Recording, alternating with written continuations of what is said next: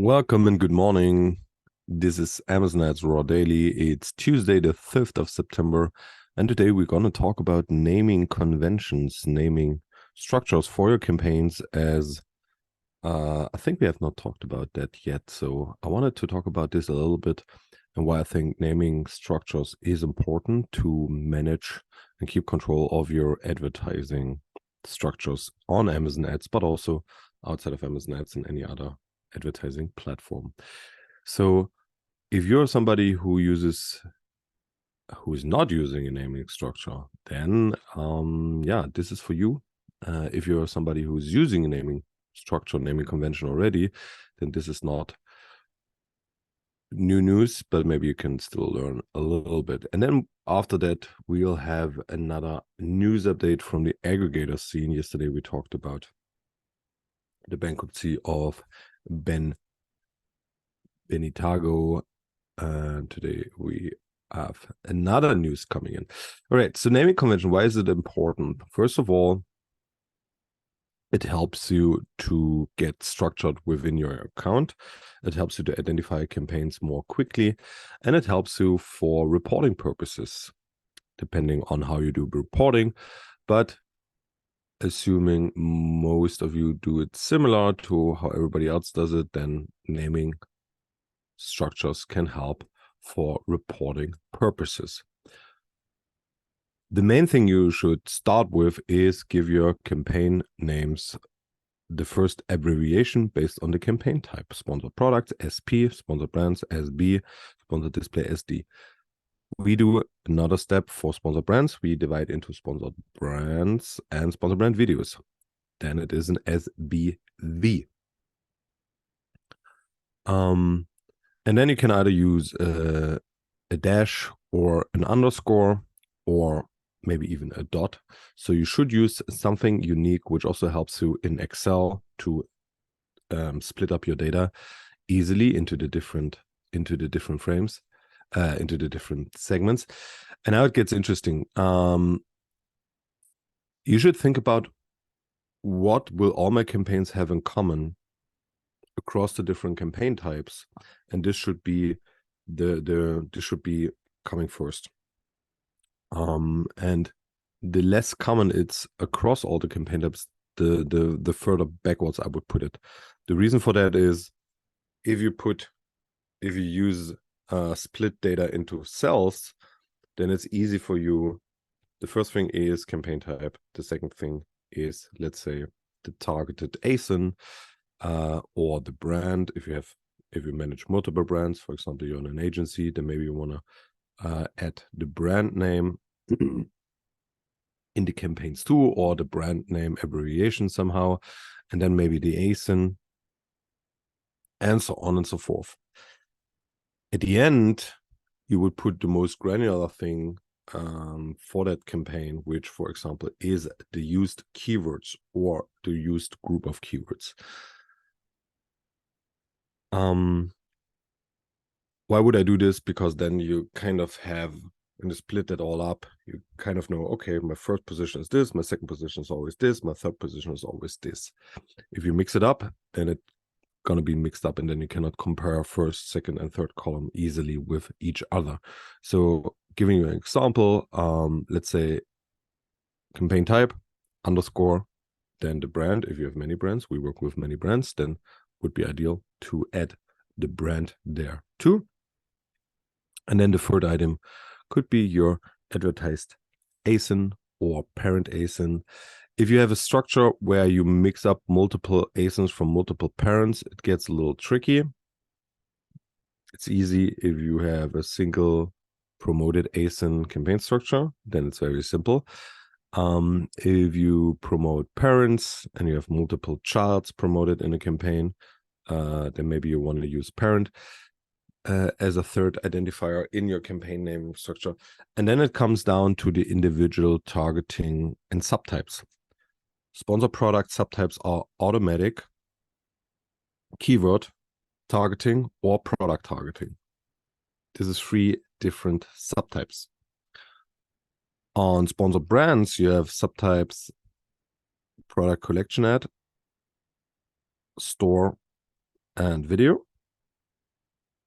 And on sponsored display, you also have, sorry, for sponsor brand, let's recap it. The subtypes would be keyword targeting or product targeting, and eventually you want to do an additional off Amazon, as this is a new beta, as well as a targeting. And the same goes for sponsored display. You have either audience-based targeting or contextual, meaning product targeting. And this would be your targetings. That could be the third abbreviations, the targeting options. The fifth could be the creative options. So on sponsored products, there is no creative option. So maybe you use a dummy for that. It's always a responsive e-commerce ad on sponsored products. And on sponsored brands, you have the option between custom image, product collection ad, custom image, and so on and so forth. So there's many things you have to think about. I'm not going into all the details here. Make sure that you write down all the different ad types. Eventually, for sponsored brands, the different destinations. Is it going to a store or to a landing page, product detail page? Is it keyword or product targeting? And is it, when it comes to keywords or even products, is it my own keywords, my own branded keywords, or is it competitors? And then you can drill it down into these different abbreviations, and eventually the campaign name gets very long and relatively complex. But if everybody understands what everything stands for, make it easy to the people understand it. So for example, I would use for the ad type and sponsored brand, if it's a product collection, I would call it _PC. If that product collection ad is, and that's a specific example for a sponsored brand, if the product collection ad is going to a store page, then it would be _PC _ST for store. If it's going to a product detail page, then it's a PC _PDP, or because it's called landing page inside sponsored brand, you can also do PC _LP for landing page. So think about these different things and these different namings. They can help you comparing also the different targetings and the different destinations and ad types with each other. And eventually you'll figure out something along the way, that product collection ads work better than store spotlights, or product collection ads with the store work better than the store spotlights, or store spotlights work better, or whatever. It helps you to compare things in the reporting. It helps you to easily go into find the campaigns where you want to make adjustments. So if you're on the search engine result page and you see, oh, this ad is not looking as I wanted it to be, then it's easier to find that ad with a perfect naming structure. And for reporting purpose, it's also very important. There's one thing I want to call out here. Obviously, you can make it super complicated and super complex. Think about where do you want to end, and where is, so to say, the threshold of making it even more granular. So for example, if you call it's a keyword campaign or it's a product targeting campaign, do you also want to add all the keywords which are in the campaign? If it's a single keyword campaign, that's easy, then you just add the keyword as well. If it's a multi-keyword campaign, it gets harder. If you use keywords and you use different match types within the campaign, maybe you want to add that, mixed match types, or if it's only exact, then you maybe want to add this to the campaign name as well, keyword exact, and then maybe the keyword group or whatever. Think about that. It's worthwhile investing some time in thinking through such a structure. There's probably some examples out there in the wild as well.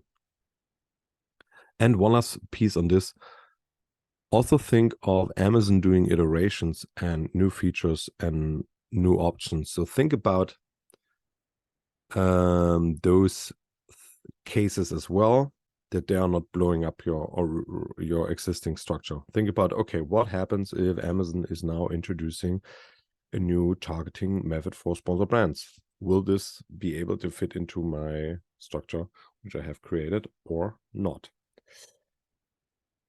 All right, that's just food for thoughts. Think about that. I think it's very important to have a good naming convention. And now let's come to the news of today. So after last week, and I announced it yesterday in the podcast, the e-commerce company, New York-based e-commerce company Benitago, which acquired small third-party sellers on Amazon, had filed for bankruptcy. Now the next news are coming in from yesterday or even Sunday. I just read it this morning.